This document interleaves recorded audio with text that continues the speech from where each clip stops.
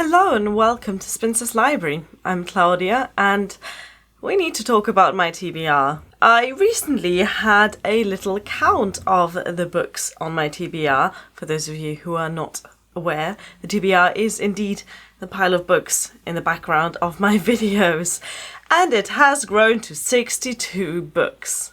62 unread books on my shelf. Now, I've been practicing something I've been calling the Curated bookshelf project, which is basically me constantly editing down the books on my red bookshelf, which is in my living room. Because I only have a single Billy bookcase to hold all of my books, that means that I regularly have to get rid of books that I don't want on that bookshelf. And it's been fairly easy for me, other than getting over that first hurdle of actually getting rid of books, which I had never done in my life before moving into this house. Other than that, it was pretty simple. If a book that I've read doesn't at least have a 4-star rating, which means that it's likely a book that I want to read again, if it doesn't have any other sentimental value, then I just get rid of it. I donate it to the local charity shops. And that's been a decent way of actually reducing down the number of read books so that they all fit on that single bookshelf. But in doing that, I've clearly neglected to apply the same amount of scrutiny to my TBR. Actually, that's not true, because as I was counting my 62 books before recording this video, I tried to figure out which ones I could get rid of, and I didn't really find any. So actually my TBR is pretty well curated in that I am actually excited about reading every single one of these. And yet it has grown in the last year. Now, it's not a big mystery why it has grown in the last year. It's because I didn't read as many books as I usually read during a year. So I'll probably finish the year on about 40 read books. Clearly, I have bought more books than I have read off my TBR. That opens up the question as to why I care about the size of my TBR, and I don't want to shame anyone else here. You can grow your TBRs to whichever size you like. If you have the space, then go for it. Pile unread books up everywhere. But for myself, I already live in a fairly cluttered house, I feel, and I don't want unread books taking over my office space. My poor plants have already been pushed to the sides, therefore not getting the best of the sunlight that comes in through that window. But more importantly than just the aesthetics of having a small TBR, I am going to move countries next year. In 2020, I have a pretty big move ahead in my life. That's an exclusive there for you. You can thank Boris Johnson for that. I am not going to be able to take every single book that I own with me, read or unread. That is just not feasible. I can't justify the cost of transporting hundreds of books. So I have to reduce down the number of books that I own. And with my read books, I'm just going to keep going as I'm going and keep filtering out the books that I really strictly don't need. With my unread books, however, I don't want to get rid of them before I've read them. So my aim for at least the first half of next year is to try and reduce down that TBR to a more manageable number, like 30. That would be nice. Bit unlikely, but that will be nice.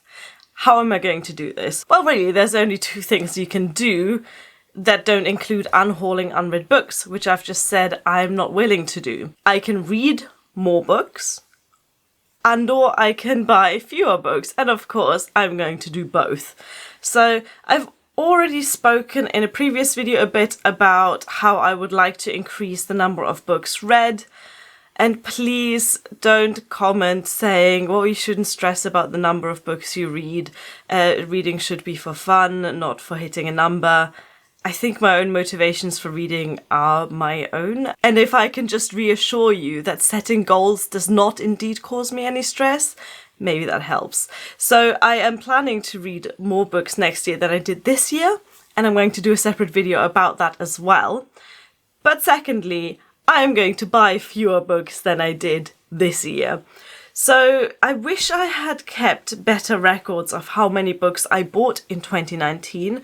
Unfortunately, I didn't, since I buy about 95% of my books secondhand in charity shops, paying in cash. I don't really have a good way of looking this up retrospectively, of figuring out how many books I bought in 2019. I feel like I didn't go out to the charity shops a whole lot, but when I did, I usually filled up my tote bag with books. So I would usually probably spend about £15 in one go, in one shopping trip, and £15 buys you a whole lot of charity shop books, let me tell you. The solution for me for next year is simply to severely limit the amount of books I buy. Again, at least in the first 6 months of the year. And the number I'm thinking of right now is to limit myself to 1 book a month on average. So say if I don't buy a book in January, I may buy 2 books in February, but definitely not more than that. Because really, if you look at my TBR, there are so many books on there that I'm really, really excited about. There are so many books on there that I can't wait to get to.